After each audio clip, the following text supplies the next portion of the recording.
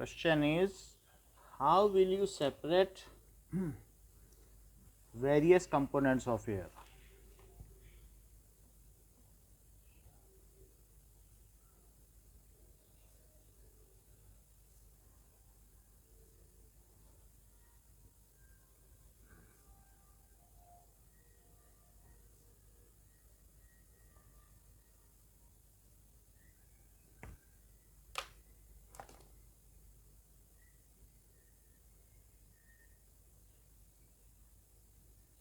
तो for doing so हमें क्या करना पड़ेगा?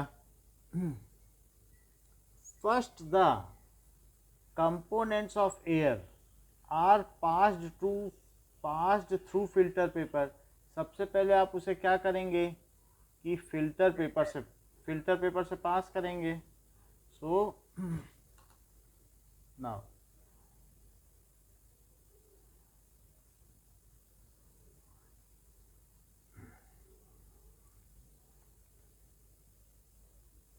first of all, air is to be passed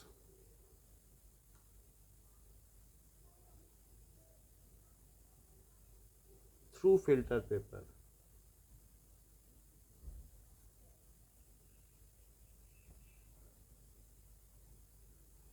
It filters जो लार्ज डस्ट पार्टिकल्स हैं उनको फिल्टर कर देगी. So it filters dust particles. Then the filtered gas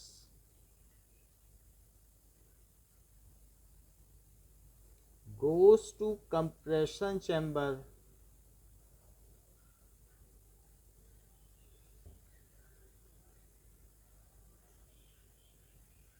where it is compressed under high. जहाँ इसे कंप्रेस किया जाएगा, where it is compressed under high pressure.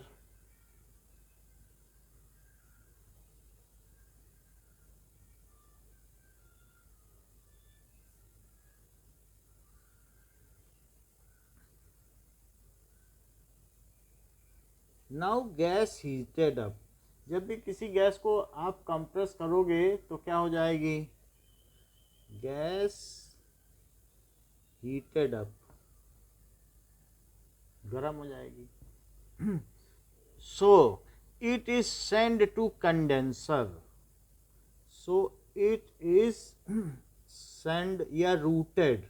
Send भी कह सकते हो या उसको रूट कर दिया जाता है, रूटेड टू कंडेंसर.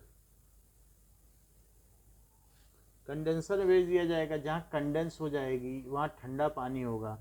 ठीक है. Here for cooling down. हाँ, तो कूलिंग डाउन, हीट अप बोला जाता है और कूल डाउन बोला जाता है, हमेशा ऐसा बोला जाता है. तो कूलिंग डाउन के लिए भेजा गया. There the temperature of gas goes down, their air becomes cooler. वहां पर एयर कूल हो जाएगी.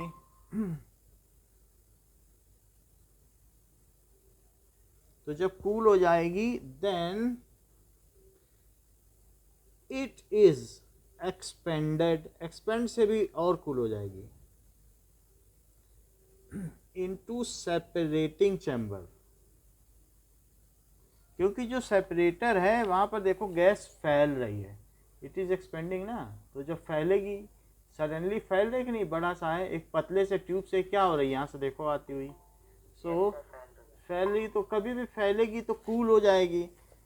Expanded into separating chamber, separator, and CO2 gets solidified and becomes so cooled. It becomes so cooled. Air becomes so cool that CO2 gets solidified at -29 degree Celsius, यानी 0 degree से भी कम। और fridge का refrigerator में जो freezer है उसका temperature जानते हो कितना होता है? -25। उससे भी 4 डिग्री कम हो जाएगी, इतनी ठंडी हो जाएगी। सो सॉलिडिफाइड एज ड्राई आइस, तो ये ड्राई आइस बन जाएगी। नाउ ड्राई आइस बनने के बाद, ड्राई आइस को अगर आप देखोगे तो इसकी प्रॉपर्टी क्या होती है कि पानी में डाला जाएगा, देन इसमें ये सब्लिमेट होती है। कभी भी ड्राई आइस को ऐसे भी छोड़ दोगे तो sublimation of dry ice. According to USGS.gov, dry Now, ice is actually solid, frozen carbon dioxide, which happens to sublimate or turn to gas at a chilly -78.5 degrees Celsius, -109.3 degrees Fahrenheit. तो ये हम देख सकते हैं कि dry ice जो है it becomes sublimated, इसमें से थोड़ा ना थोड़ा सब्लिमेशन होता रहता है। That we have to see. Hello, I am Teresa from Word Science, and I will be showing you a very cool demonstration that is called the dry ice bubble. For this demonstration, all you need is dry ice, सो यहाँ पर दिखाया जा रहा है कि कैसे sublimate होती है। a large container, and paper towel. तो हम आगे बढ़ते हैं और देखते हैं हाउ इट सब्लिमेट्स। ये देखो ड्राई आइस है, इसको पानी में डाल दिया, सो इसको फिर हीट मिल गई। पानी में डालने से क्या हुआ? It get heated up. So now इसकी जो एयर है वो वापस ऊपर उड़ने लगी, इट बिकम सब्लिमेट, CO2 ऊपर आने लगी है। And then once over the top. देखो ये ड्राई आइस है कैसे सब्लिमेट हो रही है, और ये सॉलिड थी, सो इसमें ये सॉलिड है, here it is solid, Carbon dioxide gas. and carbon dioxide is getting sublimated. Next is how we can see that dry ice is sublimable.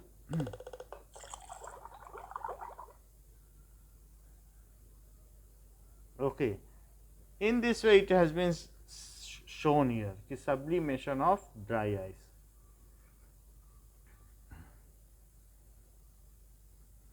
Next, अब इसमें से सेपरेट हो गई ड्राई आइस, फिर क्या होगा? देन अब जो बची हुई गैसेस हैं, now air is left with, किससे क्या क्या चीज़ें बच गई एयर में? Now air is left with oxygen, nitrogen and argon. Now air is left with oxygen, ठीक है, जिसे O2 कहते हैं, नाइट्रोजन एंड आर्गन, ये सारी चीज़ें बच गई। ओके, अब जरा देखो, अभी ठीक हो जाएगी, देखो मैं लिख रहा हूँ तो ठीक हो जाएगी। So if it is not improving then I will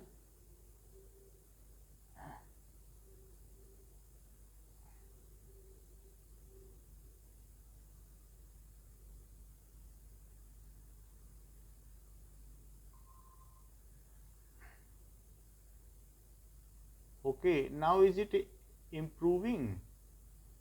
Yes, sir. Yes, sir.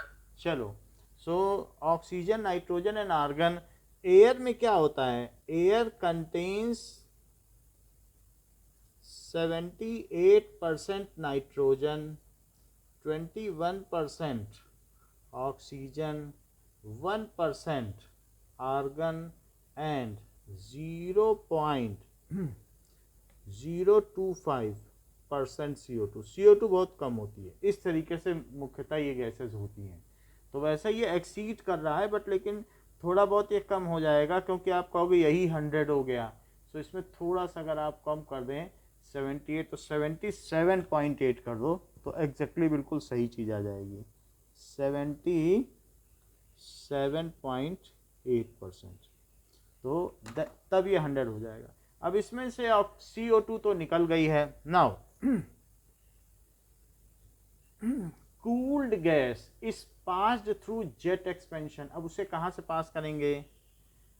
Cooled gas is passed through. अब इतने पतले नोजल से पास करेंगे कि वहां पर इसका सीधा एक्सपेंशन हो जाएगा। देख लो जेट एक्सपेंशन दिख रहा है ना, एक एरो बना हुआ है और बहुत पतला सा नोजल है और उसके थ्रू से पास करेंगे, देयर इट इज एक्सपेंडेड। तो यहाँ पर ये एक्सपेंड हो जाएगी, जेट एक्सपेंशन हो जाएगा। Here it is shown jet expansion, ये यहाँ से एक्सपेंड हो जाएगी। Now it is passed through jet expansion.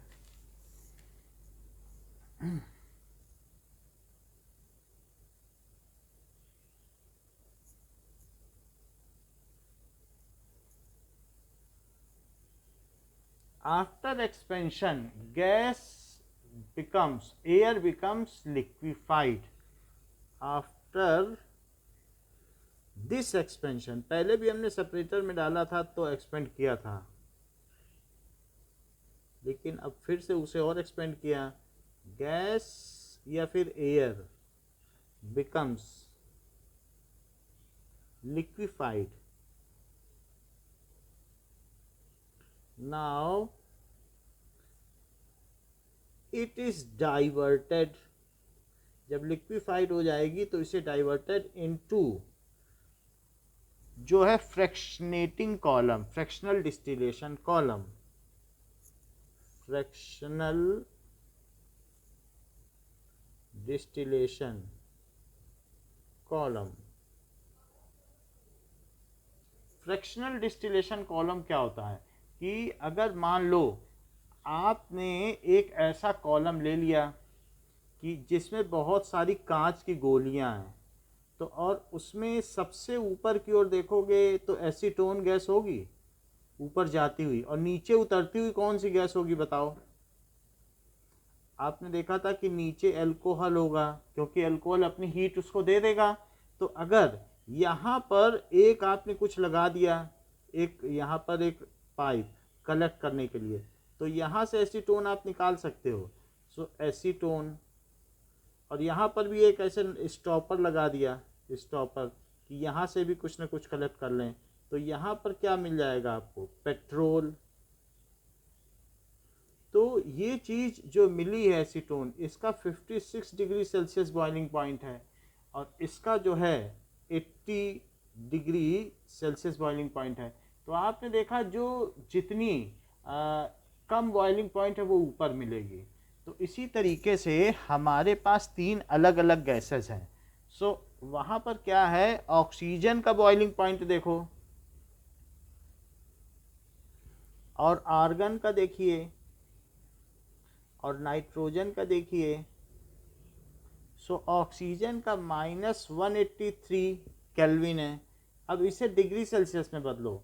सो 183 और 273 ऐड कर दो इसमें। जब ऐड करोगे तो एक प्लस है एक माइनस है, तो सब्ट्रैक्ट हो जाएगा। तो सब्ट्रैक्ट होने के बाद ये बन जाएगा -1, ये केल्विन नहीं है, -183 डिग्री सेल्सियस। अब इसे केल्विन में बदल दो। सो इसमें जोड़ना पड़ेगा केल्विन बदलने के लिए 273, तो हो जाएगा 90 केल्विन। अब देखो -186 डिग्री सेल्सियस, फिर 273 जोड़ दो, तो उसमें 273, अगर 273 जोड़ने का मतलब एक निगेटिव है एक पॉजिटिव है, तो 186 करोगे तो यहाँ पर बन जाएगा 87 केल्विन। और ये है -190, आपके बुक में दिया गया है -196 तो डिग्री सेल्सियस, तो ये 77 केल्विन हो जाएगा। इसमें भी 276 जोड़ दीजिए, तो सबसे कम बॉइलिंग पॉइंट बताओ किसका है? ये सबका बॉइलिंग पॉइंट है, बताइए। ऑक्सीजन का कैसे है? ऑक्सीजन का तो 90 केल्विन है और इसका नाइट्रोजन देखो 77 छोटा होता है कि 90 छोटा होता है? क्या चीज़ छोटी? 77। तो बताओ इसमें सबसे ऊपर कौन सा गैस मिलेगा? नाइट्रोजन। नाइट्रोजन, क्योंकि नाइट्रोजन का सबसे कम बॉइलिंग पॉइंट है। जैसे इसमें एसीटोन सबसे ऊपर मिला था और नीचे मिला था पेट्रोल, तो वैसे इसमें भी देख लो कि नाइट्रोजन ऊपर मिल रहा है कि नहीं मिल रहा है, और फिर उसके बाद आर्गन मिल रहा है, और सबसे नीचे क्या मिला, ऑक्सीजन। ठीक है। सो जब उस कॉलम में भेज दोगे, then at top nitrogen is separated out into cylinder. Nitrogen के, ऑक्सीजन के सिलेंडर रोज आप देख रहे हो टीवी पे लोग लेने जाते हैं, कोरोना में दिखाया जाता है कि नहीं न्यूज़ में, वैसे ही नाइट्रोजन को भी सिलेंडर में फिल किया जाता है, separated out into cylinders. Then below it, इसके नीचे क्या होता है, argon is separated out, argon is separated out, and below it O2 in liquefied form is separated out.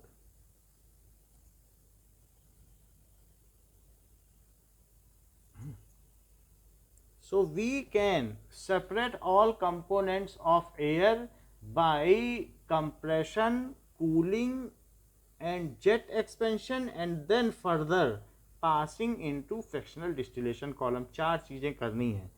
So we can separate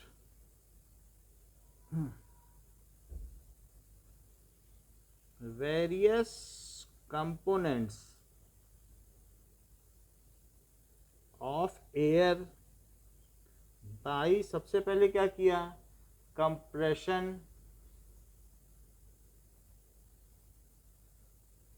cooling, jet expansion and passing into fractionating column या fractional distillation column।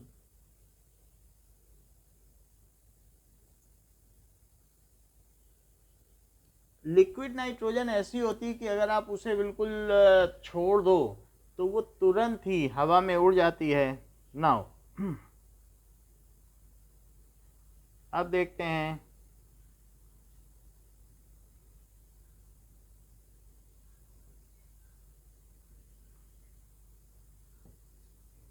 Putting heart into liquid nitrogen.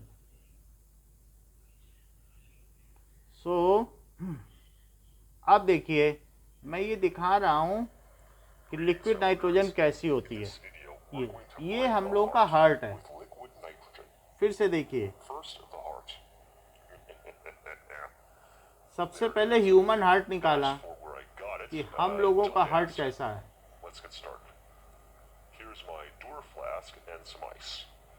और एक bucket ले ली, ये हम लोग का human heart है, इतने साइज का होता है, इट इज लाइव हार्ट। ये देखो, इसको दिल भी कहते हैं। देखो नाइट्रोजन कैसे कम हो रही कितनी तेजी से, यहाँ देख रहे हो, लिक्विड नाइट्रोजन थी, फिर से देखो, अगेन देख, फिर से देखो, जब डालेंगे तब देखना, ये डाला देखो, अब कम होती गई कितनी जल्दी जल्दी। हाँ, अगर ये इतनी कूल है, इसको डालेंगे तो हार्ट फ्रीज हो जाएगा, क्योंकि इतना कूल है, -190, समझो 196 कितना कूल है, इसीलिए हाथ में ग्लव्स पहने हुए हैं। इसको फिर टोंग से पकड़ के निकाला गया, हाथ से पकड़ने में इट इज सो कूल। ये देखो फ्रोजन हो गया।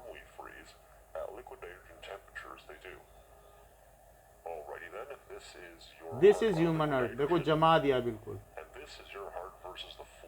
अब ये टूट गया। ओके, तो लिक्विड नाइट्रोजन आपने देखी कैसी थी, it is just evaporating. Okay, now अब हम देखेंगे कि इसका एक आपके में चार्ट भी बना हुआ है कि एयर को क्या क्या करना है। तो एयर को सब बनवाया था। हाँ, दैट इज एयर। फिर एयर किस में जा रही है? Compress and cool. फिर कंप्रेस एंड कूल के बाद लिक्विफाई हो जाएगी। तो that chart you can also make कि how can we do the same, जिसको हमने इतना किया है, that can also be made in terms of flow chart also. So what is its flow chart?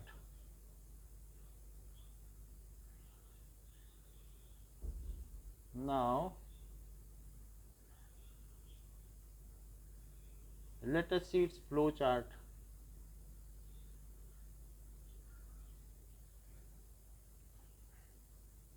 कि सबसे पहले एयर, फिर एयर को क्या किया? कंप्रेस एंड कूल किया। फिर उसके बाद वो लिक्विड एयर बन गई। ठीक है, अलाउ, फिर pass to fractional distillation column.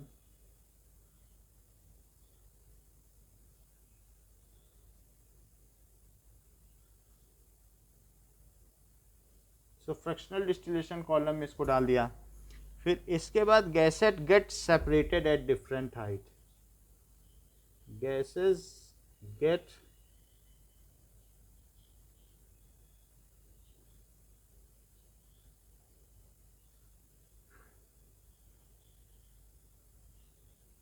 इस तरीके से कहा जा सकता है। नाउ नेक्स्ट इज, अभी तक हमने जो मेथड देखे हैं उसके अलावा एक मेथड है क्रिस्टलाइजेशन, कि हम क्रिस्टलाइज करके भी अलग कर सकते हैं। So crystallization, so if hot concentrated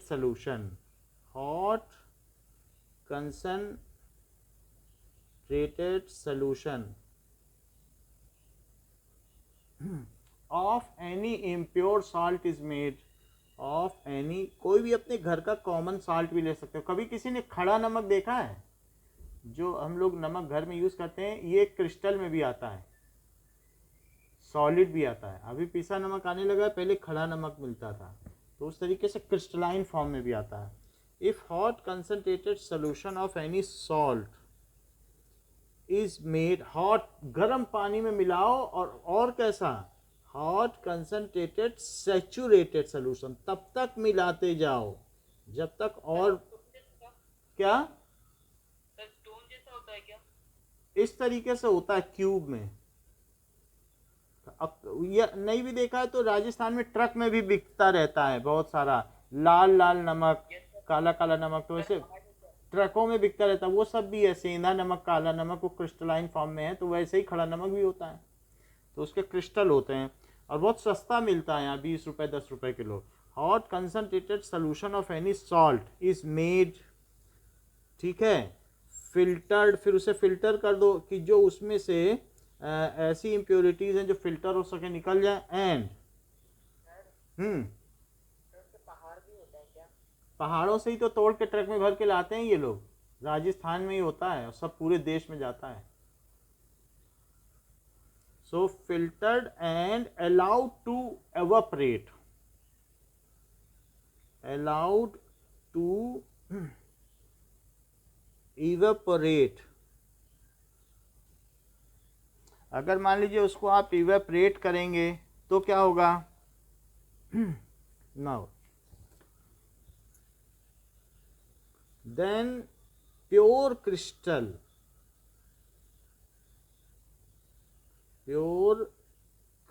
of that salt is formed. तो उसके क्रिस्टल मिल जाएंगे, crystal of that salt is formed. ये इतना प्योर होता है कि किसी दूसरे मेथड से आप इतना प्योर नहीं पा सकते हो जितना इसमें पालोगे।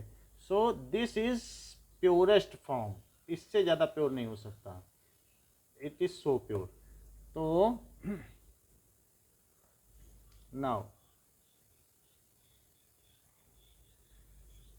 ठीक है, इसको ठीक कर देंगे।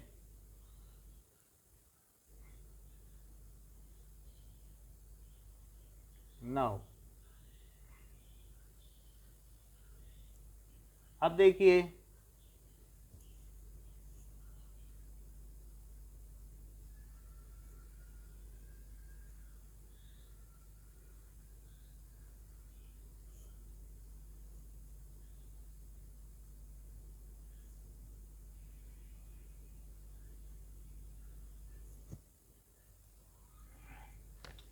नाउ क्रिस्टलाइजेशन ऑफ, अब हम देखेंगे कि किस तरीके से क्रिस्टलाइजेशन का प्रोसेस है and how can we get copper sulphate. Copper sulphate के प्योर क्रिस्टल कैसे पाए जा सकते हैं।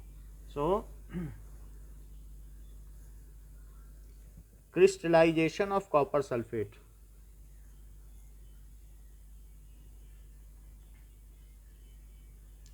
ओके,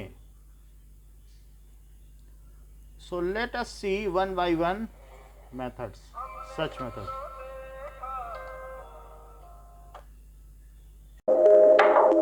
बहुत अच्छा है। So it is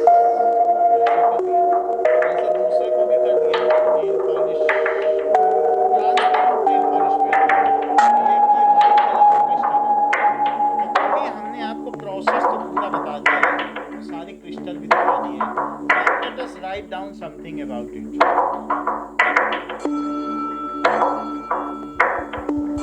तो ये चीज़ स्कूल में कराई जाती है। जब आप करोगे स्कूल में, लैब में 9th के बच्चों को प्रैक्टिकल कराया जाता है, तो सब लोग अपना अपना प्रोजेक्ट लाते हैं, करके दिखाते हैं, और हमको भी लोग दिखा देते हैं कि सर हमने बहुत अच्छा क्रिस्टल बनाया है। So some of them are making very good crystals. थोड़ा पेशेंस रखना है, 2 दिन तक रखना है पानी में, तो उसके बाद क्रिस्टल बन जाएगा। So what is the process of crystallization. If hot concentrated solution is made, filtered and allowed to evaporate, then pure crystal of this salt is formed. Crystallization का क्या मतलब होता है। जैसे मान लो कि 2-3 अगर ईंटें एक जैसी आने लगी, ईंटों का मतलब है जैसे एटम एक जैसे आने लगे, तो वो आपस में बगल बगल आ जाएंगे, ये देखो, तो वो एक क्रिस्टल बनाने लगेंगे। फिर एक और एटम आ जाएगा इसके पास, वो इसके साथ क्रिस्टल बनाने लगेगा। लेकिन अगर इसके पास एक मान लीजिए दूसरा इतना बड़ा आ गया इम्प्योरिटीज, तो इसको ये भगा देंगे, कहेंगे हटो हमारा क्रिस्टलाइजेशन हो गया। जैसे मान लीजिए ईंटों के बीच एक पत्थर आ गया, तो क्या उस पत्थर को भी अपने मकान में तुम लगा लोगे? No sir. कि उसको किनारे कर दोगे।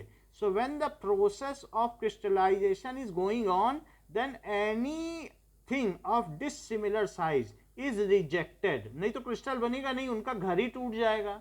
अपने घर में अगर तुम सोचो कि बड़े बड़े गोल गोल रोड़े भी लगा दें, तो तुम्हारी दीवार रह पाएगी। So crystal only can be formed when 100% of all the, जो सारी चीजें वो कैसी होनी चाहिए, बिल्कुल एक साइज की होंगी, तभी तो क्रिस्टल बनेगा। रोड़े का मतलब जैसे मान लो अपने घर में ईंट लगा के आप दीवार बना रहे हो, और वहां पत्थर गोल गोल हैं, वो भी लगा दोगे क्या दीवार में ईंट की जगह? बताओ, लगाओगे तो दीवार गिर जाएगी, उसका कोई साइज ही नहीं है।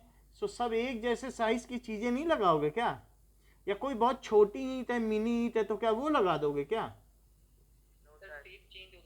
शेप चेंज हो जाएगा, और फिर उनमें जो है वीकनेस आ जाएगी, वो क्रिस्टल नहीं रह पाएगा, वो पाउडर बन जाएगा।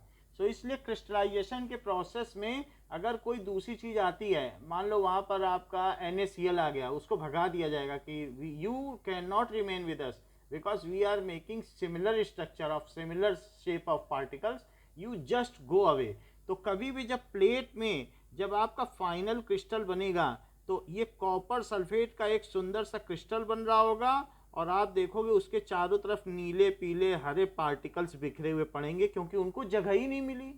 सो they have not got place, तो वो चारों तरफ ऐसे बिखरे हुए पड़े रहेंगे पार्टिकल्स, वो इम्प्योरिटीज हैं। बिकॉज, और इसलिए अपने कॉपर सल्फेट को अच्छे से ड्राई कपड़े से, टिश्यू पेपर से पोंछ लेना, कि इसके चारों तरफ इम्प्योरिटीज चिपकी हैं तो वो भी हट जाए। इसीलिए ऐसा किया जाता है। समझ में आ गई बात कि क्यों क्रिस्टलाइजेशन एक अच्छा प्रोसेस है। नाउ हाउ, क्वेश्चन पूछा गया है how would you make pure copper sulphate crystal from impure copper sulphate powder. Question है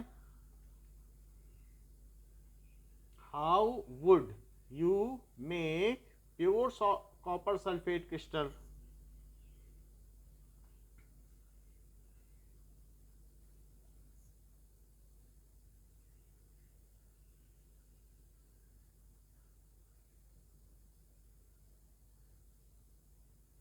from impure so from impure copper sulfate powder. Copper sulphate का फॉर्मूला आता है क्या? CuSO4। इसमें कॉपर होता है, सल्फर होता है और क्या क्या चीजें होती हैं? ऑक्सीजन। ये तीन चीजें होती हैं। तो कैसे हम बनाएं? सबसे पहले now in this we will make hot concentrated solution.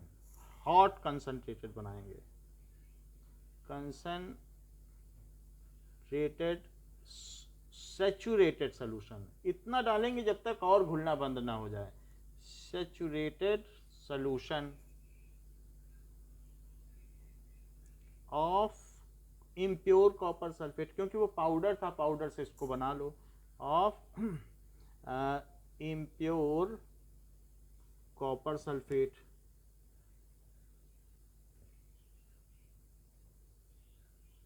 तो जब इम्प्योर कॉपर सल्फेट का सॉल्यूशन बनाएंगे, it may contain some impurities which can be filtered out. कुछ को तो छान कर भी अलग कर सकते हो। So it is now filtered so that some impurities, impure particles, ऐसे पार्टिकल्स होंगे which are insoluble in solution. बड़े बड़े पार्टिकल भी हो सकते हैं, सैंड पार्टिकल भी हो सकता है, which are insoluble are separated out. वो जो सेपरेटेड आउट होंगे वो क्या होंगे? वो डिस्टिलेट होंगे, ये क्या कहते हैं, फिल्ट्रेट होंगे कि रेसिड्यू होंगे? फिल्ट्रेट तो नीचे होगा, तो रेसिड्यू। तो जो इम्प्योर पार्टिकल अलग होंगे वो तो रेसिड्यू होंगे। ठीक है, तो सबसे पहले हमने क्या किया? We have made a hot copper sulphate solution. तो हमने कॉपर सल्फेट सोल्यूशन को बनाया, तो इसमें हॉट कॉपर सल्फेट सोल्यूशन आपने बना लिया। फिर आफ्टर दैट क्या किया? जब हॉट कॉपर सल्फेट सोल्यूशन आपने बना लिया, देन इसमें से आपने पार्टिकल डाल दिए। तब तक डालते रहे जब तक बनता नहीं रहा। फिर इसके बाद इसको आपने किसी फ्लास्क में कोनिकल फनल से इसको फिल्टर किया। तो फिल्टर करने के बाद क्या होगा? इसी चीज़ को, सोल्यूशन को, तो जब ये फिल्टर हुआ, ये फिल्टर पेपर है, सो इसमें ये फिल्टर्ड सोल्यूशन है। अब इसमें कोई इम्प्योरिटीज़ नहीं है। नाउ इट इज़ केप्ट, इसको किसी ऐसी डिश में रख दिया, चाइना डिश में, और न्यूज़पेपर से कवर कर दिया। तो इसमें इसको डाल दिया कूल करने के लिए, and left for few days. इसके नीचे बर्नर लगा दिया क्योंकि थोड़ा हॉट करना है। तो है ये copper sulphate, impure copper sulphate. और फिर जब ऐसे करेंगे तो फ्यू डेज के बाद, फॉर फ्यू डेज के लिए इसे रख देंगे। तो इसमें करने के बाद now you will get a crystal. तो यहाँ पर आपको एक क्रिस्टल मिल जाएगा कॉपर सल्फेट का, ये क्रिस्टल। तो इस तरीके से ये प्योर होगा, क्रिस्टल ऑफ CuSO4। तो ये फ्यू डेज यहाँ हमें लिखना चाहिए, यहाँ नहीं लिखना चाहिए, यहाँ पर कुछ नहीं, क्योंकि फ्यू डेज के बाद तो क्रिस्टल मिल जाएगा ना। इसको जस्ट, ये बीकर A है, ये बीकर बी है, तो जो बीकर बी है उसको इसमें डालो, ए को नहीं डालना है। फिर जब इसमें किया तो बी को डालो, बी को इसमें डाल दिया। समझ में आ गई बात? और फिल्टर होने के बाद और फिर इसके बाद इसे छोड़ दो फ्यू डेज के लिए। तो ये चीज़ यहाँ लिख दो। तो क्या किया गया, it is separated out as residue. Now जो फिल्ट्रेट है उसे क्या करना है, फिल्ट्रेट इज पुट, को आप कहाँ डाल रहे हैं? बी को एक चौड़े से बर्तन में, जैसे बहुत बड़ी पेट्री डिश होती है तो एक ऐसी भी चीज़ आती है कि नीचे पतली सी होगी और ऐसे ऐसा एक बर्तन आता है कांच का, तो उसमें डाल दो बड़े से। समझ में आया कि नहीं? जैसे थाली होती है तो थाली जैसे में डालना है ये। सो this is like the same only, ऐसे है तो उसमें डाल दीजिए, इट इज लाइक सेम। ठीक है ना? Yes sir. तो उसमें डालने के बाद नाउ फिल्ट्रेट, रेसिड्यू तो अलग कर दिया आपने, नाउ फिल्ट्रेट इज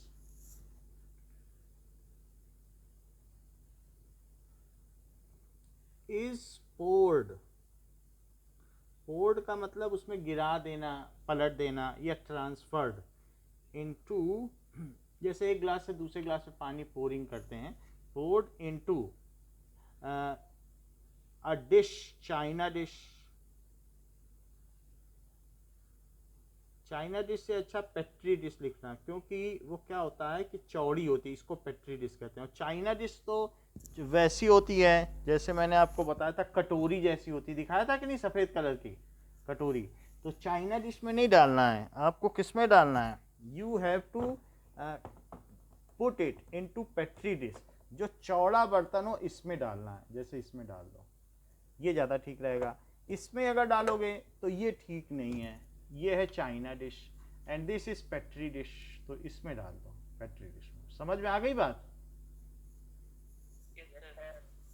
तो after that making it into, transferring it into petri dish, now we will leave it, इसको कुछ दिन के लिए छोड़ दो। पेट्री डिश नाम ना याद रहे तब चाइना डिश लिखना, और पेट्री डिश ही ठीक रहेगा। Few days. सो उसके कुछ लोगों ने तो बीकर में भी बनाया, आपने देखा, कितने वीडियो देखे। कोई ऐसा जरूरी नहीं है, बीकर से भी धागा डाल दो, ऐसे भी बीकर में भी बना सकते हैं, कोई जरूरी नहीं, दिन ज़्यादा लगेंगे तो ठीक है। And allow it to evaporate for few days, and allow it to evaporate for few days. Few days के लिए इसे evaporate कराओ। नाउ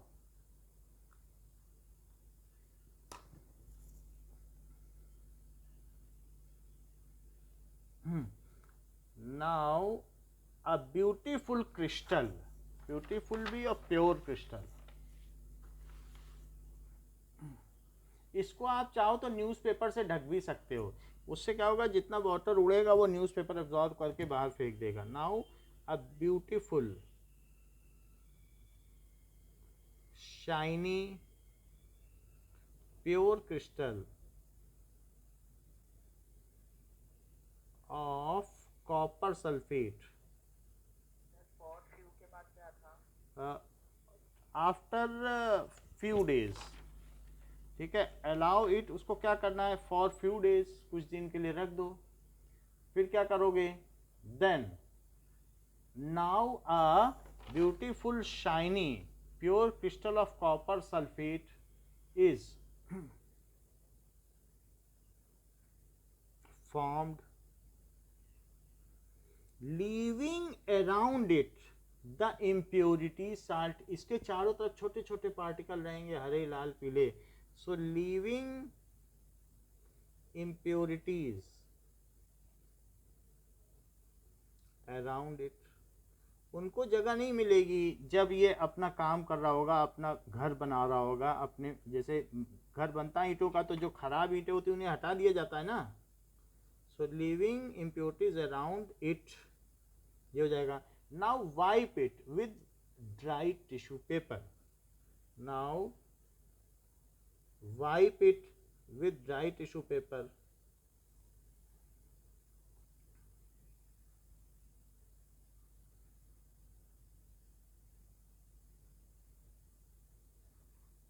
तो ड्राई टिश्यू पेपर से इसको वाइप कर लो। तो विच kind of, it is purification of, it is pure copper sulphate, तो ये लिख दिया ऊपर pure crystal of copper sulphate.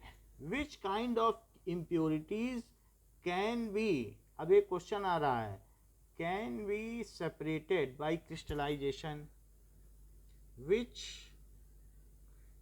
Kind of impurities can be separated by crystallization। मिश्री के क्रिस्टल देखे हैं, खड़े नमक के क्रिस्टल, ये सब बाहर में, शुगर के क्रिस्टल देखे हैं, शुगर, तो वो कितने सुंदर क्रिस्टल है, वो अपने आप वैसे ही बन जाते हैं। एक बहुत बड़े शुगर पर एक हैमर मारा जाता है, वो छोटे छोटे बिल्कुल क्यूबिकल क्रिस्टल में बिखर जाता है। वैसा नहीं है कि उसको बनाया जाता है छोटा छोटा सांचे में डाल के, वो उतने बनते ही हैं। जितना छोटा कॉपर सल्फेट का क्रिस्टल था, जब वो बड़ा हुआ तब भी उसी साइज का था। आपने ये बात गौर की थी? साइज नहीं बदलता है अगर बड़ा हो जाए, बिल्कुल, क्योंकि वही ईंटें हैं। अगर नहीं बदलता है, साइज तो बदल जाता है। साइज मतलब जो उसका साइज बदलेगा, शेप नहीं बदलेगा। जैसा शेप छोटे में है वही चीज रहेगी, शेप नहीं बदलेगा।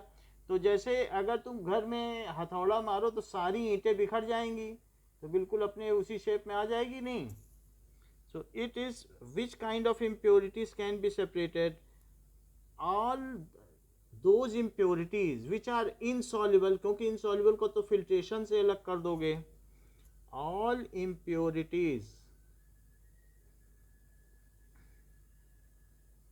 विच आर इनसॉल्युबल, तो जो इनसॉल्युबल हैं, पार्शियली सॉल्युबल, थोड़ी सॉल्युबल हैं, और कंप्लीटली सॉल्युबल, पूरी तरीके से भी सॉल्युबल हैं, कोई भी तरीके की इम्प्योरिटीज कैन बी सेपरेटेड, दोनों तरीके की impurities can be separated by process of crystallisation.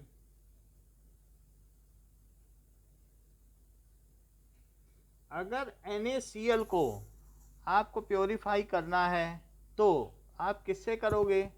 It is by crystallisation, तो क्रिस्टलाइजेशन से कर दोगे, ठीक है। सो एग्जाम्पल एलम, एलम का मतलब फिट कर, इवेपोरेशन से भी हो जाएगा।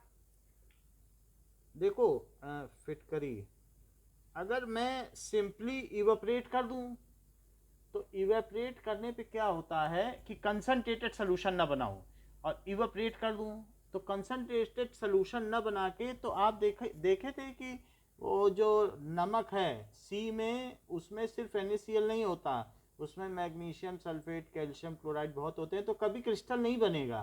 तो हमारा काम क्या है, पहले उसका हॉट कंसंट्रेटेड सोल्यूशन बनाना, फिर फिल्टर करना। जब सब चीज़ों को हटाओगे तब तुम्हारा घर बनना मुमकिन है। और सोचो कि ईंटें, रोड़ी, पत्थर सब रख दो, तो ईंटें क्या छांट छांट के लगाओगे? It is easier job. तो आपका सबसे प्राइम जॉब है कि उसको फिल्टर करना और हॉट कंसंट्रेटेड सोल्यूशन बनाना।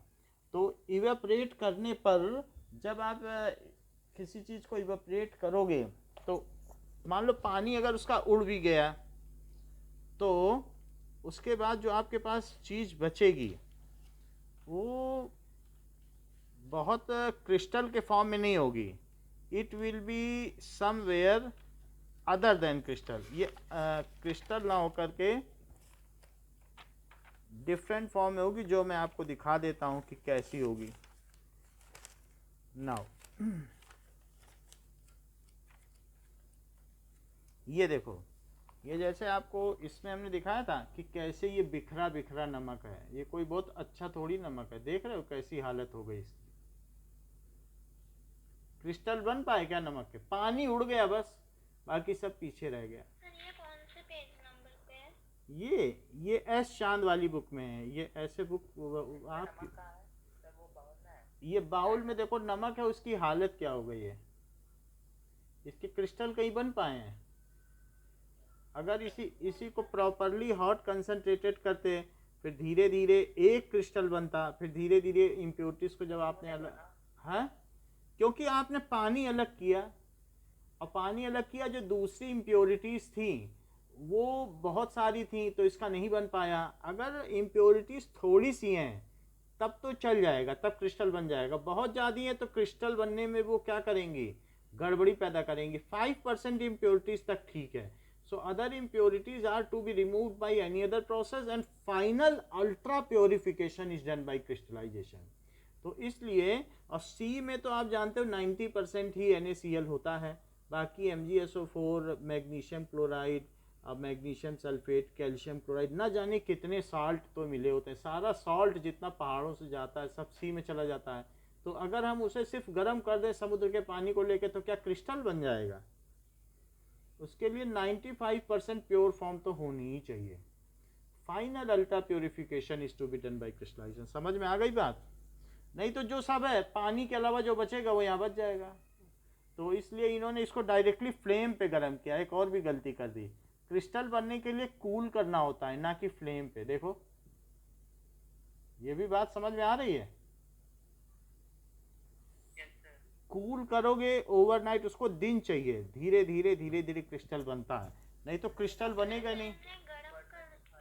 हाँ बोलो।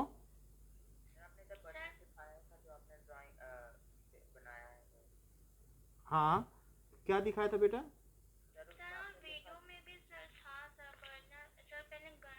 तो गरम करके उसे क्या करना है, गरम करके उसका,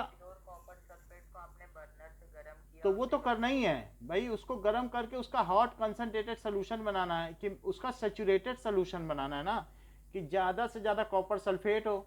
फिर उसके बाद उसे कूल कर दो।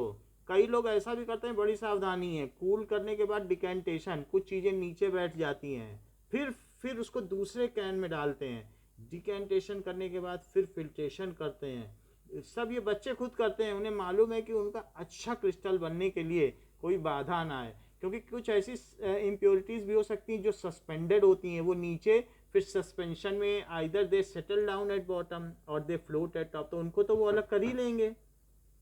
तो पहले उसका हॉट कंसनट्रेटेड सोल्यूशन बनाया, फिर उसको रखा 1 घंटे, नीचे कुछ बैठ गया, उसको दूसरे बीकर में सावधानी से बिना हिलाए डाल लिया। अब नीचे की चीज़ जो थी इम्प्योरिटीज़, वो क्या हो गई बताओ? मान लीजिए जैसे हॉट कंसनट्रेशन सोल्यूशन बना लिया, बिल्कुल हॉट है ये, और 1 घंटे बाद क्या होगा बताओ? 1 घंटे बाद कुछ ना कुछ तो इसमें नीचे बैठ ही जाएगा, कुछ ऐसी चीज होगी। तो उसके बाद उन्होंने क्या किया, इस बीकर से दूसरे बीकर में डाला। तो कुछ लोग डिकेंटेशन को भी प्रीफर करते हैं कि मेरी और इम्प्योरिटी निकल जाएगी और मुझे प्रैक्टिकल में ज़्यादा नंबर मिल जाएंगे, तो फाइनली टीचर मुझे ज़्यादा नंबर दे देंगे। तो ये डिकेंटेशन है। धीरे धीरे इस चीज़ को, जो बी बीकर है, तो ये बी है, उससे सी में डाल लिया, ठीक है। अब इसके बाद बी, इसको भी लिख लो क्योंकि ये वही बीकर है, बी से बी रहा, फिर उसको सी में डाल दिया, ये डिकेंटेशन है। एक से दूसरे कैन में डाल देना, डिकेंटेशन, नाम से पता नहीं चल रहा, एक कैन से दूसरे कैन में डाल देना, इसको क्या कहते हैं?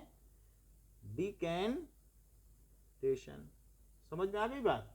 तो डिकेंटेशन कर दिया। अब इसके बाद ये क्या करेंगे, सी को क्या करेंगे, सी को डी में डाल देंगे, और डी में डालेंगे तो क्या होगा, फिल्ट्रेशन। तो फिल्टर कर लिया, सो इसको इसमें डाल दिया। तो ये कौन सा है, सी, इसमें अब नीचे कोई इम्प्योरिटीज नहीं बैठी हुई है, तो इससे इसको डाल दिया ड्रॉप ड्रॉप, तो ये डी हो गया। अब जो डी है उसको पेट्री डिश में डाल दिया। सो पेट्री डिश में डालने के बाद क्या हो जाएगा, इसमें डाल दिया। So when it is poured into this, इसमें मान लीजिए आपने डाल दिया, सो धीरे धीरे ओवरनाइट इवोपरेट होगा, या न्यूज़पेपर से इसको ढक दो, and ultimately after few days इसी पेट्री डिश में आपको कुछ दिन बाद जब सुबह उठोगे तो आपको एक क्रिस्टल मिल जाएगा सुंदर सा, ये इस तरीके से, सो एक क्रिस्टल मिल जाएगा। पूरा प्रोसेस समझ में आ गया। डिकेंटेशन और फिल्ट्रेशन भी किया है, ऐसे किया गया है। सो क्या क्या चीजें ऐसे की जा सकती हैं सेपरेट, तो आपकी बुक कहती है, हाँ बोलो, ये चीज कर लिया। तो इसमें ये सस्पेंडेड इम्प्योरिटीज हैं जो सस्पेंशन के तौर पर अलग हो गई। सस्पेंडेड इम्प्योरिटीज, ये क्या है? Saturated, hot saturated copper sulphate solution, hot saturated copper sulphate. ये क्या नीचे बैठ गई, ये क्या है? ये सस्पेंडेड इम्प्योरिटीज हैं। अच्छा, इसके ऊपर जो बैठ गई वो कौन सी थी? रेसिड्यू इनसॉल्युबल इम्प्योरिटी, जो सॉल्युबल थी ही नहीं कभी, वो आ गई। वो फिल्ट्रेशन आपने क्या किया सर फर्स्ट वाला? कहाँ पे? ये फिल्ट्रेशन ये तो एक हॉट सैचुरेटेड सोल्यूशन बनाया, गर्म करके बस सोल्यूशन बना लिया। डिकेंटेशन में है ना सर, मैं फिल्ट्रेशन में नीचे वाले डायग्राम। ये फिल्टर पेपर से इसको बस छान दिया तो रेसिड्यू बच गया, जो इनसॉल्युबल चीज़ें थी वो बच गई ऊपर, बाकी नीचे। पहले तो सस्पेंडेड इम्प्योरिटी अलग कर दी डिकेंटेशन से, फिर रेसिड्यू अलग कर दिया, इनसॉल्युबल इम्प्योरिटीज, फिर इसमें डाला।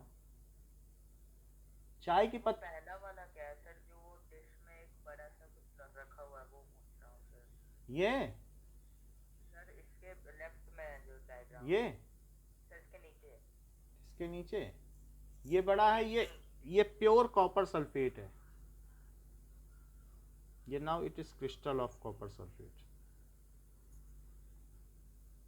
सर इसका पहला स्टेप राइट से कि लेफ्ट से है सर फिल्ट्रेशन का? कॉपर सल्फेट ये इसी तरीके से आया है, ऐसे होते हुए पूरा जो प्रोसीजर है ये ऐसे आया है, ऐसे होते हुए ऐसे होते हुए ऐसे होते हुए आया है। ये देखो,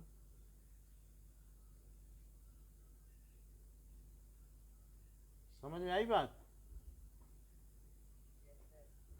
सो in this way we can purify फिटकरी ऑल्सो, जैसे हमने कहा एलम को इससे अलग किया जा सकता है, ठीक है। एंड सॉल्ट, कॉमन सॉल्ट भी इससे अलग कर सकते हैं। तो इसकी एप्लीकेशन क्या है? नाउ फिटकरी को हमने लिखा दिया है पहले कि फिटकरी को भी अलग कर सकते हैं। Now it's applications.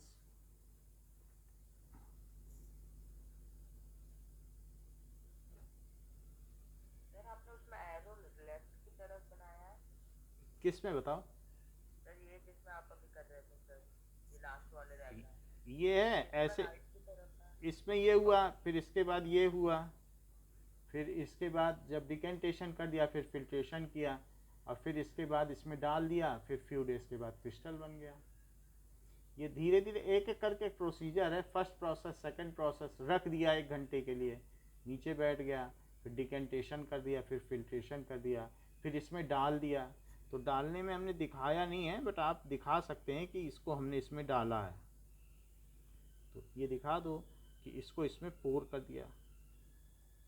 ये जो आपका डी है यही डी है, डी को डालोगे कि नहीं इसमें?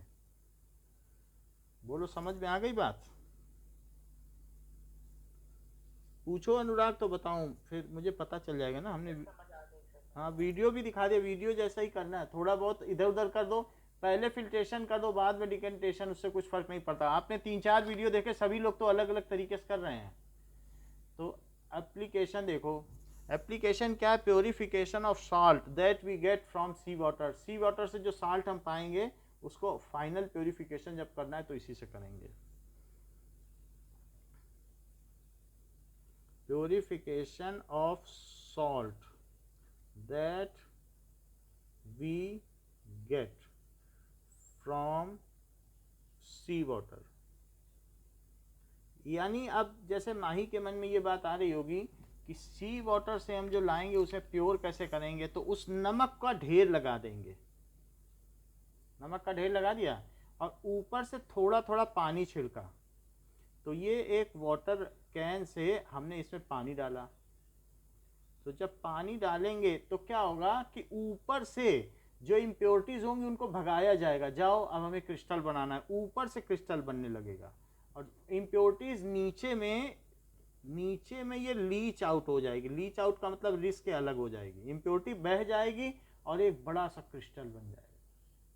तो इसमें पूरा पानी नहीं डालना है कि भिगो देना है, थोड़ा सा पानी डाला, छिड़का, फिर हट गए, फिर शाम को फिर थोड़ा सा डाला, फिर हट गए, तो क्रिस्टल का फॉर्मेशन होने लगेगा।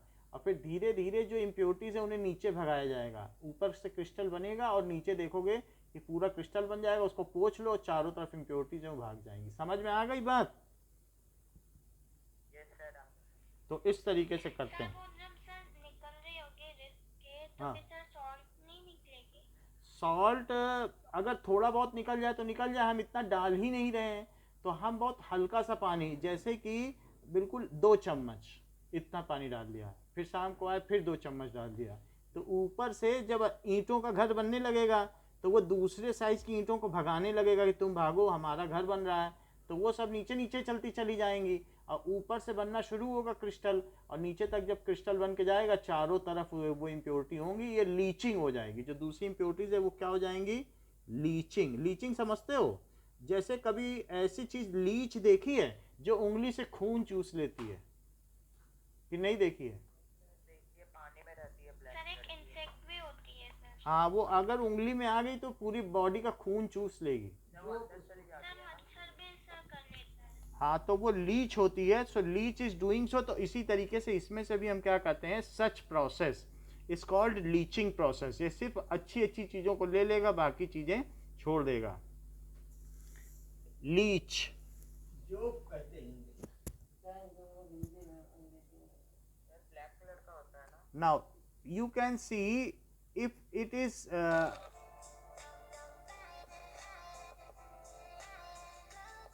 now And sometimes we can use their ये इस तरीके से होता है। advantage. ये लीच है, अगर इसको उंगली में लगा दें then it sucks the blood. For thousands of years, they were used to treat everything from skin disease. Zika is a reconstructive surgeon who is तो pioneering सर्जन कई बार इसे यूज करते हैं। of leeches. तो ये लीचेस हैं, और ये अगर उंगली में डाल दिया जाए, उंगली में रख दिया जाए, Yeah, it's almost about 0.4. तो इफ इट इज शोन तो मैं दिखा दूंगा। Head end where the jaws ये देखो, made a hole. ये बॉडी में ये ब्लड सक कर लेगी। Here, you can see how the leech's crippled-jawed mouth is able to so capture ये माउथ है इनका, इसी से सक करती हैं। to my skin. So they will suck the blood. Once it's made a तो hole, अगर it can ये start होल feeding बना देंगी on my blood. और वहां से ब्लड निकाल लेंगी। It sucks by contracting its muscles नहीं, in a rhythmic movement called peristalsis. सो सारा ब्लड ये निकालती जाती हैं। Digestive tract, visible here in red, collects blood. अब ये धीरे धीरे किस तरफ से? मुंह एक तरफ होगा, दोनों ये एक तरीके की सिमेट्री है। हाउ एवर ये धीरे धीरे ब्लड सक कर रही है। How long will I go on bleeding for? I think the average is about 12 ये देखो जैसे रख दिया instances. It can go up to तो हाथ में रख दिया। 42 in extreme circumstances. So it is use for treatment. ये देखो अब हटा रहे हैं, There you go. Oh, should we see how heavy it is? हटाने के बाद Hey, blimey, so इसने it's ब्लड now सक कर 7 or 8 लिया है times heavier. बॉडी That से, is इसका phenomenal. वजन बढ़ गया, इतना ब्लड इसने By सक कर helping लिया, blood to flow freely अपने into newly reattached वजन का tissues, डबल कर लिया the इसने, leech इतना can खून save चूस parts लिया। of the body that would otherwise die. Okay, now अब देखते हैं कि purification of salt that we get from sea water, and this is the process of leaching. तो इस तरीके से जब हम इवेपोरेशन से साल्ट का आपने एक बड़ा सा पाउडर का ढेर लगा लिया, so that amount is slowly sprinkled with water so that the other salt which are impure, so impurities get leached out, वो leach out हो जाती हैं। Next is the separation of crystal of alum. फिटकरी का देखा है अभी आपको दिखाया था, फिटकरी वाइट कलर की, तो फिटकरी का भी क्रिस्टल होता है। So that is separation. जो अगर कहीं लगा दो ब्लड आ रहा है तो रुक जाएगा। Separation of crystal of alum, that is फिटकरी। तो इसको भी क्रिस्टलाइज किया जा सकता है। लेट अस सी फिटकरी। और फिटकरी का और क्या काम है? कुछ और भी काम है क्या? क्रिस्टल ऑफ एलम किसको? Here's a summary from University of Otago. Its most important blood को use is in the जमा देता है। अगर purification कहीं of पर मान drinking लीजिए water. It forms beautiful, regular octahedral ठीक है। crystals such as the one now that is crystal of alum. तो बाजार में ये क्रिस्टल मिलते हैं एलम के, और ये रेक्टेंगुलर, ये क्यूबॉइड शेप में होते हैं। Whatever crystals are made, so इसके क्रिस्टल्स क्यूबॉइड होते हैं। हमारे पास तो वैसे क्रिस्टल नहीं दिखा रहा है अभी फिगर में, लेकिन मैं आपको दिखा देता हूँ। ये है crystal. So these are the crystals, ये ठीक है। तो ये दिखाया गया, दिस इज फिटकरी। इसका काम जैसा कि माही ने बताया है कि कभी हैंड पाइप से पानी निकालो, तो हैंड पाइप के पानी में फिटकरी 2 बार घुमा दो, तो उसमें जितनी भी इम्प्योरिटीज हैं that comes out and it floats on water. कि पहली चीज है कि ये ब्लड को क्लॉट कर देता है। दूसरी चीज क्या है कि पानी में 2 बार घुमाओगे तो उसको साफ कर देगा, उसमें ऊपर तैरने लगेगी एक क्रिस्ट, एक पतली सी पपड़ी सी लेयर। हाँ, और मान लीजिए वो अगर ऊपर ये जो चीज तैरने लगेगी, फिटकरी जब डालेंगे तो ऊपर की ओर इम्प्योरिटी तैरने लगेगी। उसको क्या कहते हैं, उस प्रोसेस को?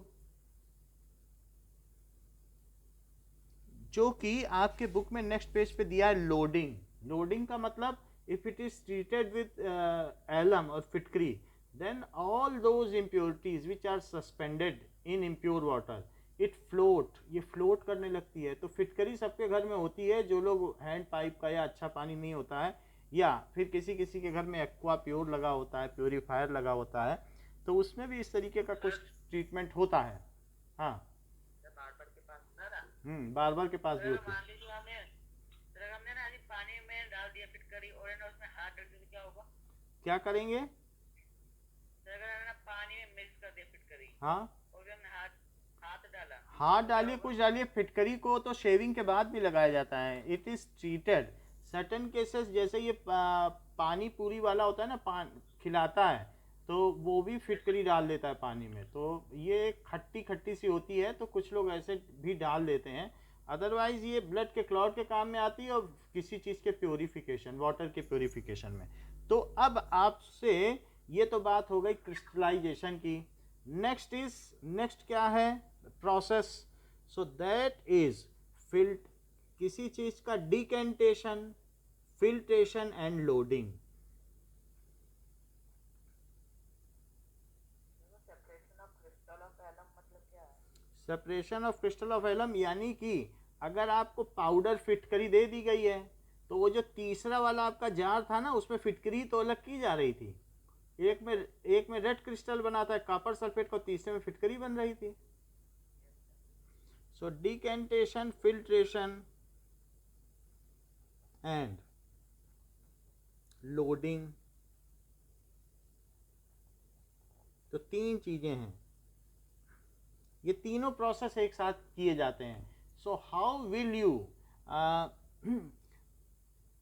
अगर प्योर करना है, how can you purify muddy water? मान लीजिए कोई गंदा पानी है इनटू पोटेबल वाटर, पीने योग्य पानी में आप कैसे बदलोगे? So how will you make potable water? Filter कर देंगे और हाँ, वाटर फ्रॉम मडी वाटर।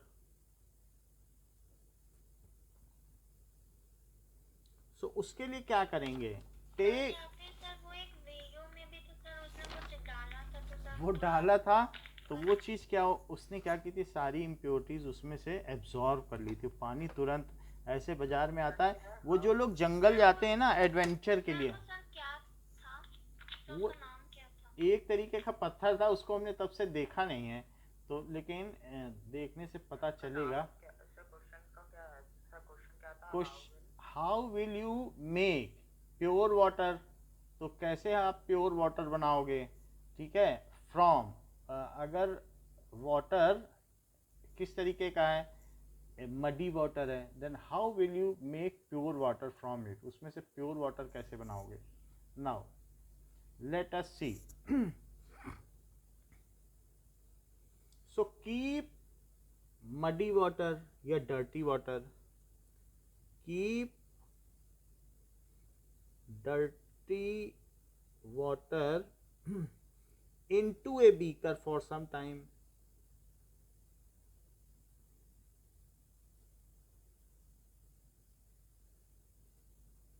ऐसा करने से क्या होगा? The impurities which are insoluble, ठीक है, get suspended at bottom. The impurities which are insoluble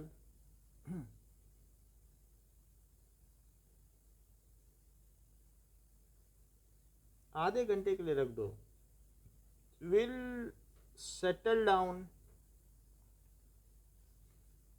at bottom, वो नीचे बैठ जाएंगी. तो अगर हमारे पास एक गंदा पानी है और उसमें बहुत सारी गंदगी है, it is dirty water. So dirty water का हम क्या करें? या सॉइल्ड वाटर, इसको जब आप रखोगे 1 आवर या हाफ एन आवर के लिए रख दो, तो पानी में नीचे कुछ चीज़ें बैठ जाएंगी, सेटल डाउन, बाकी वाटर हो जाएगा. देन इट इज डिकेंटेड, उसको क्या करोगे? इट इज डिकेंटेड यानी transferred into some other beaker without disturbing और शेकिंग मच. उसे ज़्यादा हिलाना डुलाना नहीं है, नहीं तो फिर से सारी मिट्टी मिल जाएगी. दैट इज का मतलब आई. It is transferred into other beaker carefully without much shaking, उसे ज़्यादा हिलाना नहीं है.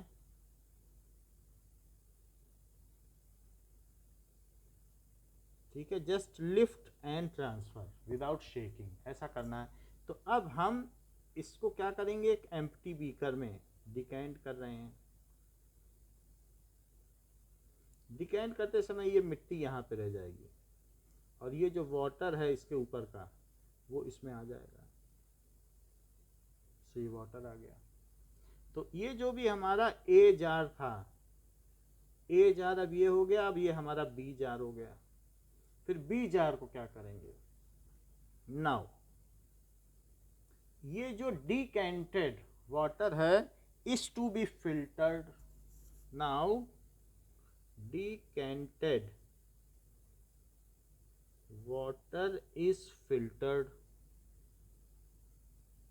तो इसको कैसे फिल्टर करेंगे? सी जार में फिल्टर करेंगे.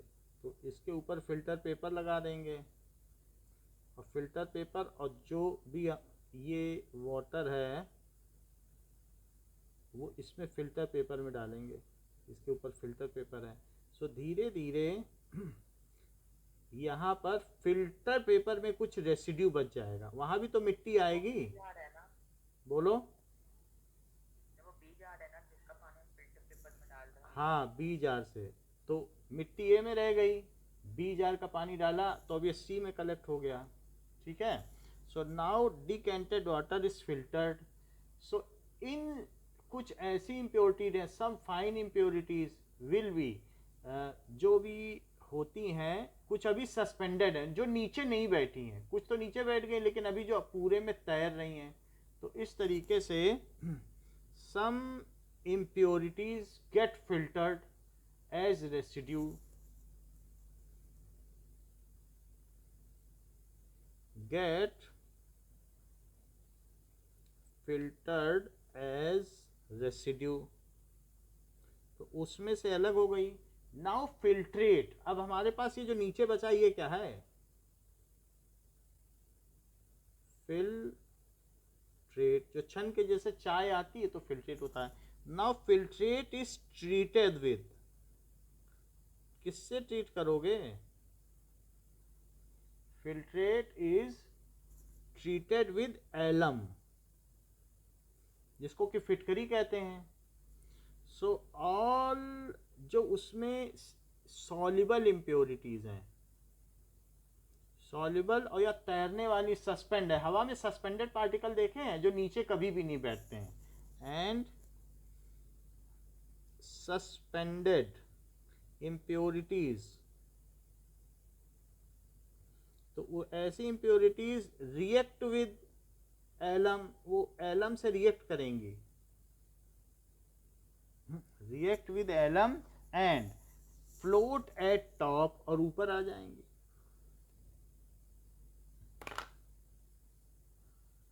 And float at top, these are carefully remove. फिर उन्हें अलग कर लो किसी चम्मच से या किसी चीज से। These are carefully remove. If water is treated with some chlorine water, chlorine water क्या होता है कि एक ऐसा क्लोरीन का पानी होता है जो माइक्रोस्कोपिक बैक्टीरिया को ही मार देता है। मान लो इतना होने के बाद भी उसमें बैक्टीरिया नहीं मरे, आपने छान लिया, सब कुछ किया, लेकिन बैक्टीरिया तो छन्नी से भी नहीं छनते हैं, फिल्टर पेपर से, तो उसमें छोटे छोटे बैक्टीरिया भी हो सकते हैं, क्योंकि आपने हैं क्या हो सकते हैं, बॉईल भी कर सकते हो। सो अदरवाइज अगर बॉईल ना करना चाहो, now it is treated with chlorine water.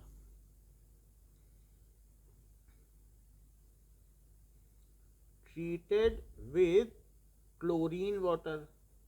Chlorine water जिसके यहाँ एक्वेरियम है, तो बाजार में 5 रुपए की बोतल आती है क्लोरीन वाटर की, तो वो क्या करता है, थोड़ा 1 ड्रॉप 2 ड्रॉप डाल देता है, जिससे कि उसमें बैक्टीरिया सब मर जाए, जिससे मछलियों के लिए आराम रहे।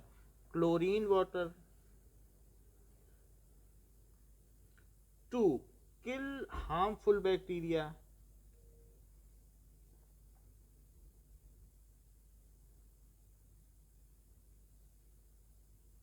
ठीक है, दिस वाटर, अब बैक्टीरिया मर जाएंगे लेकिन मरने के बाद भी उसी में रहेंगे, तो उससे कोई मतलब नहीं, मर तो गए ना, अब हमें नुकसान तो नहीं पहुंचाएंगे, उनको छान नहीं सकते हो क्योंकि ना फिल्टर पेपर छनेंगे, वो इतने छोटे छोटे हैं। Now the water is portable and fit for drinking. Now water is portable, पीने योग्य को पोर्टेबल कहते हैं, एंड फिट फॉर ड्रिंकिंग। ये चीज हो गई। तो इस तरीके से पानी को पीने योग्य बनाया जा सकता है।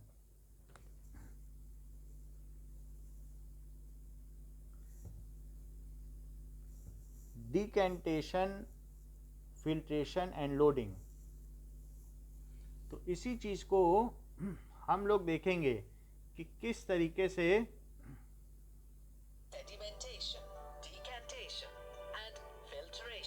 इस चीज को कहेंगे सेडिमेंटेशन। ये जो करा गया है, सेडिमेंट नीचे बैठ गया, सेडिमेंटेशन, और इसको कहेंगे सेडिमेंट। चल अब देखो,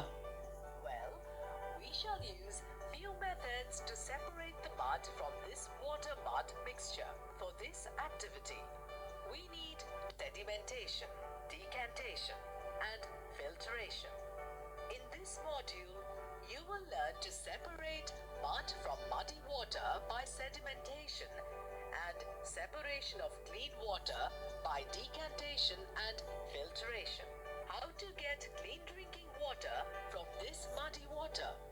Well, we shall use few methods to separate the mud from this water-mud mixture. For this activity, we need 2 beakers, a sample of muddy water, a tea strainer, a piece of cloth, funnel, and filter paper. When the heavier component in a mixture settles, the process is called sedimentation. After sedimentation, the process of removal of water above the sediment is called decantation. Separation of finer impurities from the deep water in a beaker. It is a mixture of soil and water. Stir this mixture. ये muddy Filtration. Take some muddy water in a beaker. It is a mixture of soil and water. Stir this mixture well and leave to settle for half an hour.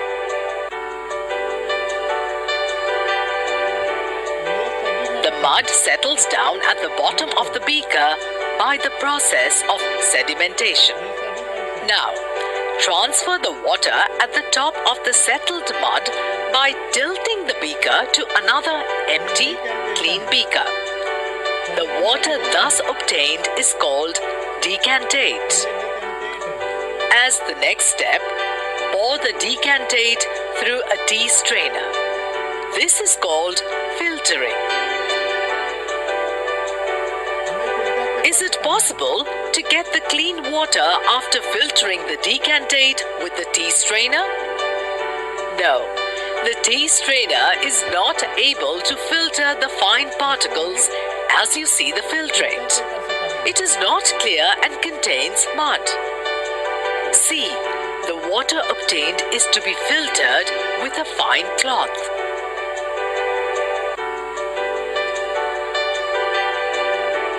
Some mud has deposited on the cloth, but the water obtained after filtration still contains mud. A filter paper which can separate the fine particles of mud from the water. A filter paper has smaller pores than cloth and hence can be used for this purpose. Place the filter paper in the funnel and pour the water obtained after filtration with cloth.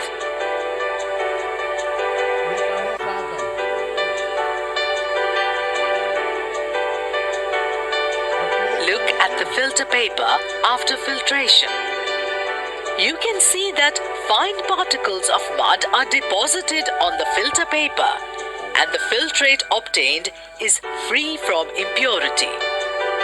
In this module, you have learnt that when the heavier component in a mixture settles, the process is called.